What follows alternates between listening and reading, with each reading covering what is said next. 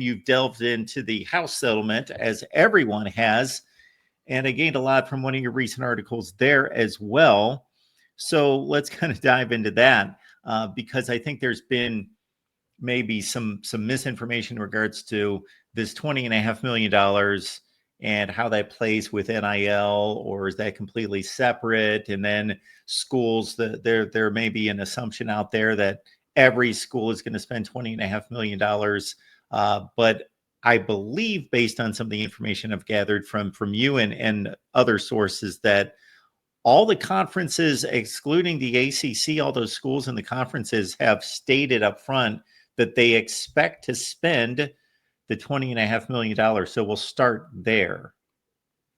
Yeah, so that's the word that we've gotten so far. Now, since then, because the Big 12 confirmed to some of us at CBS Sports that they planned on doing it, there's one or two teams that might take an extra year or an extra 6 months potentially. But ultimately, every team in the Power Conference, I believe, will ultimately be in a position where they're spending at least very close to that number. And within 2 years, I expect every Power Conference team to be at that number. And so I want to draw a distinction for people between rev share and between NIL. So obviously, these two things have kind of been the same thing in this past era where you're just paying players directly in order for their play. Well, that's about to change. So the revenue share, that $20.5 million cap, that's going to come directly from the schools, and that is completely tied to performance. That is completely tied to, again, like the way that you think about it is think about the NFL salary cap. You're paid a salary to play within that. The difference is, so now we have NIL. Imagine, for example, that Dak Prescott signed a $5 million endorsement contract with Jerry Jones outside of it. Well, that would be considered cap circumvention at the NFL level. That's what NIL is going to be like heading forward at this level. It's going to be things that, hey, you know what, like you can have endorsement contracts with outside people, but it's going to be confirmed through an independent clearinghouse to confirm that these are real market value endorsement contracts and not just necessarily the pay for play that we've seen from collectives. A spokesperson at Deloitte went to ACC Media Days, and what they said was 90% of NIL deals with private businesses would have been approved under the current rules. 70% of collective deals would have been denied because the vast majority of them are just pay-for-play deals. So athletic departments and schools and outside boosters and all these people are going to have to figure out the best way to handle all of this. But ultimately, even at the biggest schools and the richest schools, there is an appetite to formally try to reel in this era and create some guardrails that have a chance to work long term.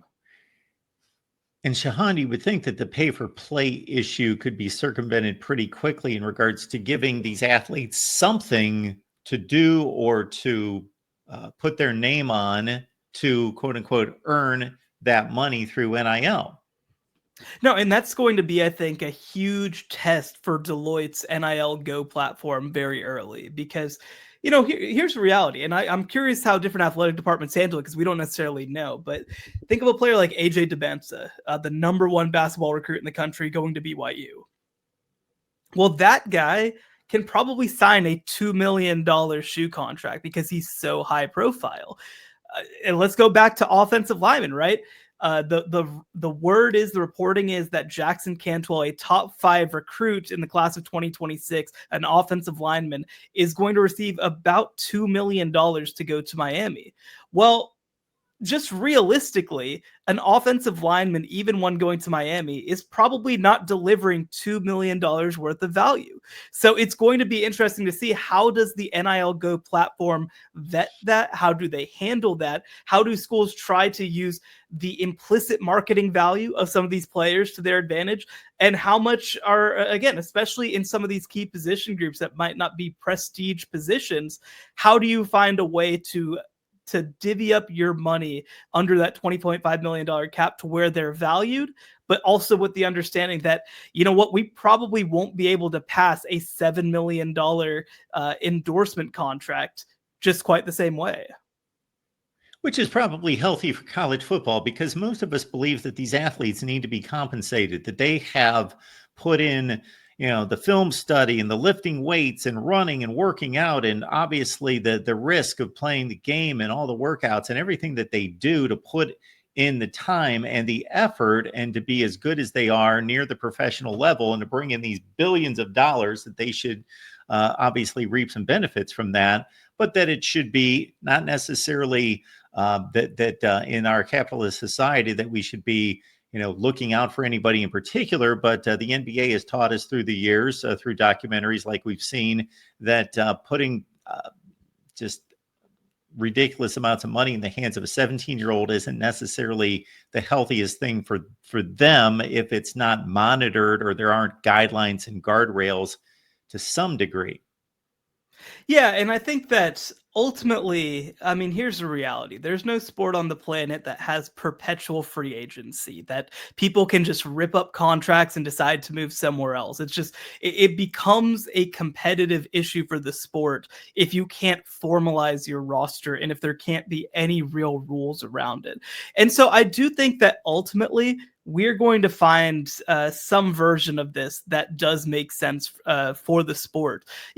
For quite literally 100 years, right? College football was very much aired towards the power brokers, towards the schools, towards the NCAA. These last 5 years, it's veered completely the other direction, I think, towards, really empowering players. And I think that where we're ultimately going to reside is somewhere in the middle, where we do have, again, a great amount of money. That the number is set at 22% of athletic department budget at the power conference level on average. That's where we get that $20 million number.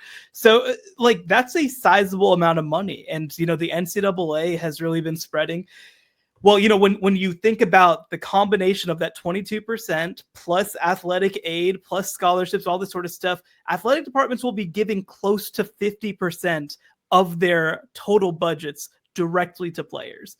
And you know what? That's probably something that makes sense with the way that these athletes create value and are utilized on the national stage. But again, that has to, at some point, whether it's through collective bargaining, whether it's through the House case, whether it's through federal legislation, you do need some sort of guardrails in place on the other side so that we can really have a sport that's able to be competitive and that we can ultimately have a product that's able to last a long time.